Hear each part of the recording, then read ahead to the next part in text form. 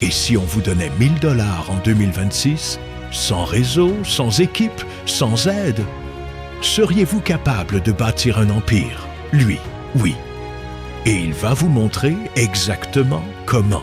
Warren Buffett, l'oracle d'Omaha, est en 2026. Il a 1 000 $ et rien d'autre. Pas d'empire, pas de contact, juste ses neurones.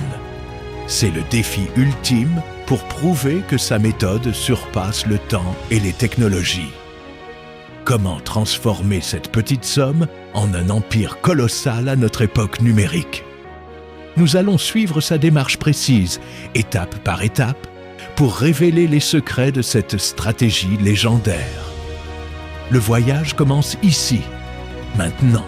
Il ne commencerait jamais par des actions volatiles ou du trading rapide. Pour Buffett, le risque est une notion qui se calcule, pas un pari.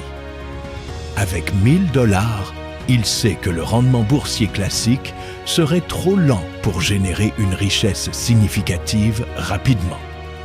Il se concentrerait alors sur l'acquisition de compétences à haute valeur ajoutée. Il investirait tout sur lui-même, car c'est le seul actif qui ne perd jamais sa valeur réelle. Il chercherait un domaine où la demande dépasse largement l'offre, un secteur où il pourrait apporter une solution concrète à un problème urgent. Buffett a toujours privilégié les entreprises qui ont un avantage concurrentiel durable. En 2026, il choisirait probablement un métier du numérique ou de l'IA, où l'apprentissage est rapide et le potentiel de gain immédiat. Il ne cherche pas à être riche demain, mais à construire un moteur de revenus robuste. Avec ses 1 000 $, il achèterait des formations spécialisées, des accès à des outils performants ou du matériel nécessaire pour lancer un service de conseil. Il ne dépenserait pas cet argent pour le confort ou des biens de consommation. Chaque centime investi doit générer une valeur supérieure au montant dépensé. C'est la règle d'or de l'intérêt composé appliquée à la connaissance. Il transforme son capital financier en capital intellectuel utile. Imaginez-le maintenant en train de vendre un service de consulting en optimisation de processus pour des petites entreprises. Il n'a pas besoin de capital pour démarrer, juste de ses capacités intellectuelles.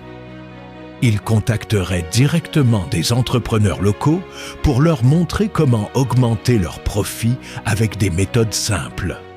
Chaque client satisfait deviendrait une preuve sociale. Il commence petit, mais il voit grand dès le premier jour. Il éviterait soigneusement les pièges de la dette de consommation. Pas de nouvelles voitures à crédit, pas de sorties inutiles, pas de dépenses somptuaires. Buffett est célèbre pour sa frugalité, et dans cette situation de départ, elle deviendrait son atout principal.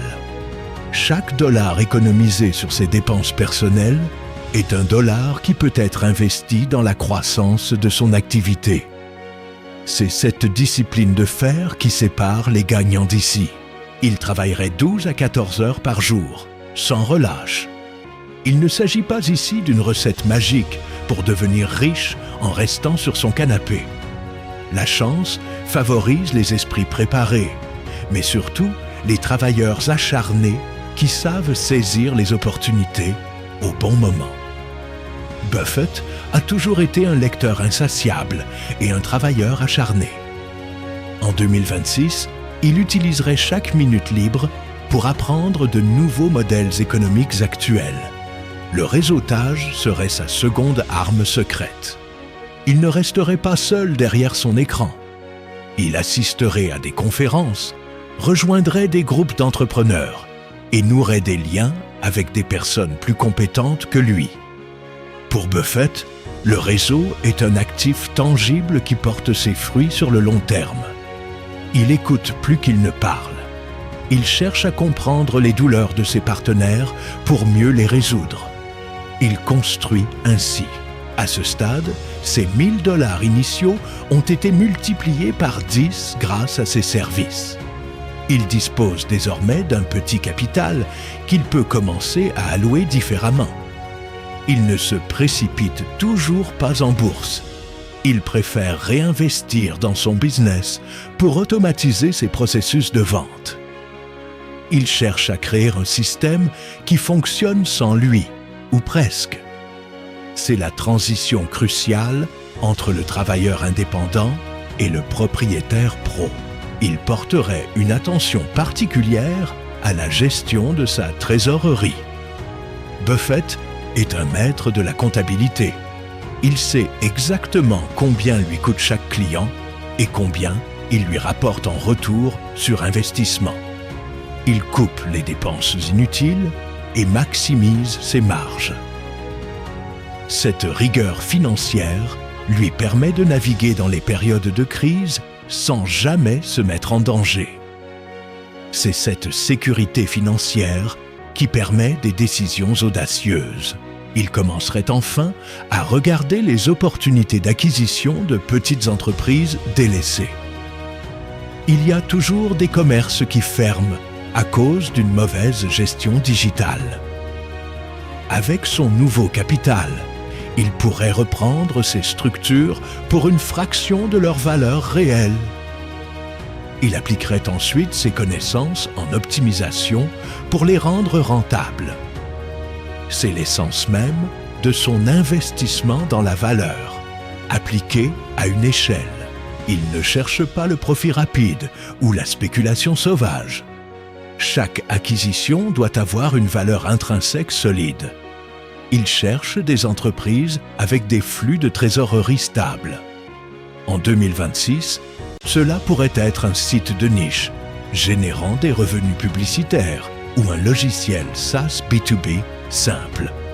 Il veut des revenus prévisibles. Son objectif est d'accumuler ses actifs générateurs de cash pour construire sa forteresse financière brique après brique. La patience est son super pouvoir. Alors que tout le monde veut devenir millionnaire en 6 mois, lui accepte de prendre le temps nécessaire pour bâtir quelque chose de durable. Il évite le bruit médiatique et les conseils des gourous financiers sur les réseaux sociaux. Il se concentre uniquement sur les chiffres et la réalité du marché. Cette approche à contre-courant est ce qui lui permet de rester serein quand le marché panique et que tous perdent. Il se concentre sur les intérêts composés. Il réinvestit chaque dollar de profit dans de nouveaux actifs. C'est un effet boule de neige. Au début, la croissance semble lente, presque imperceptible, mais elle s'accélère avec le temps. C'est la magie mathématique dont il parle sans cesse. Il ne dépense pas ses gains, il les fait travailler pour lui. Il sait que la vraie richesse n'est pas ce que l'on montre, mais ce que l'on accumule discrètement chaque. Il garde toujours une réserve de liquidité. Buffett ne se retrouve jamais à sec. Il sait que les meilleures opportunités arrivent souvent au moment où personne n'a d'argent disponible. Avoir du cash en réserve, c'est comme avoir des munitions prêtes à tirer quand la cible apparaît. En 2026, il garderait une partie de son capital en stablecoin ou sur un compte épargne à haut rendement pour être prêt à bondir sur la prochaine grande opportunité venue. Sa stratégie n'est pas faite pour les impatients ou ceux qui veulent un gain immédiat sans effort. C'est une stratégie pour les constructeurs, pour ceux qui sont prêts à sacrifier le confort immédiat pour une liberté absolue dans le futur. Si vous cherchez un raccourci magique pour devenir riche sans travailler, passez votre chemin. Ce n'est pas du tout la méthode de Buffett. Il mise tout sur la compétence, la discipline, la patience et l'exécution réelle. Il s'entoure des meilleures personnes possibles. Buffett ne fait pas tout seul. Il délègue les tâches opérationnelles pour se concentrer sur la stratégie et l'allocation du capital. Il cherche des partenaires intègres et compétents, partageant sa vision à long terme. La confiance est le fondement de toutes ses relations d'affaires. Il sait que seul, on va plus vite, mais qu'à plusieurs, on va beaucoup plus loin. Son équipe est un levier puissant ici. Il pratique l'introspection constante. Il analyse ses erreurs passées sans complaisance pour ne plus jamais les reproduire. Il apprend de ses échecs autant que de ses réussites. C'est une mentalité de croissance permanente. Il n'a jamais peur de remettre en question ses certitudes si les faits du marché démontrent qu'il a tort. Cette humilité intellectuelle est rare chez les grands investisseurs, mais c'est pourtant ce qui le garde au sommet mondial. Il se tient loin de la complexité inutile. Si un modèle économique est trop complexe à expliquer, il passe son chemin. La simplicité est la sophistication ultime. Il préfère comprendre un business simple et rentable plutôt qu'une technologie complexe dont il ne saisit pas les fondamentaux. En 2026, il privilégierait des secteurs tangibles, avec une utilité réelle pour le client final. Il ne se laisse pas séduire par les effets de mode technologique vains. Il construit un moat ou fossé défensif autour de ses entreprises. Il cherche des avantages compétitifs que personne ne peut copier facilement. Cela peut être une marque forte, une technologie propriétaire ou un réseau de distribution exclusif. C'est cette protection qui garantit la pérennité de ses profits. Sans cet avantage, n'importe quel concurrent peut détruire sa rentabilité. Il est toujours en train de chercher comment renforcer ses défenses. Il vit comme s'il était toujours pauvre. Même avec ses succès, il garde un style de vie modeste. C'est un principe psychologique fondamental pour garder les pieds sur terre et rester concentré sur l'essentiel, créer de la valeur. Le luxe est un piège qui distrait de l'objectif final. Buffett préfère la liberté que procure l'argent à l'étalage de la richesse. Il utilise son capital pour construire et non pour consommer, restant maître du destin. Il anticipe les cycles économiques. Il ne se laisse pas surprendre par les crises. Il étudie l'histoire économique pour comprendre les mouvements du marché. Buffett sait que les marchés montent et descendent et il utilise ces fluctuations à son avantage. Il n'a pas peur de la volatilité. Il la considère comme une opportunité. C'est en achetant quand tout le monde vend par peur que l'on réalise les meilleures affaires. Son calme est son arme ici.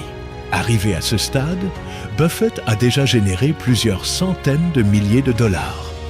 Il est passé de 1000 $ à une petite fortune grâce à sa discipline, son travail acharné et sa stratégie de valeur. Mais ce n'est que le début. Maintenant, il entre dans la phase d'accélération massive, où ses actifs commencent à produire des revenus passifs significatifs qui alimentent son moteur de croissance. La machine est lancée et rien ne l'arrête. Mais attention, car il reste une étape décisive pour transformer cette somme en un empire technologique moderne. Si vous voulez savoir comment Buffett utilise les nouvelles technologies de 2026 pour multiplier ses revenus sans augmenter son temps de travail, ne manquez surtout pas la prochaine vidéo. Nous allons explorer les outils précis pour scalper le marché. Abonnez-vous dès maintenant pour ne pas rater le lancement de cette seconde partie cruciale.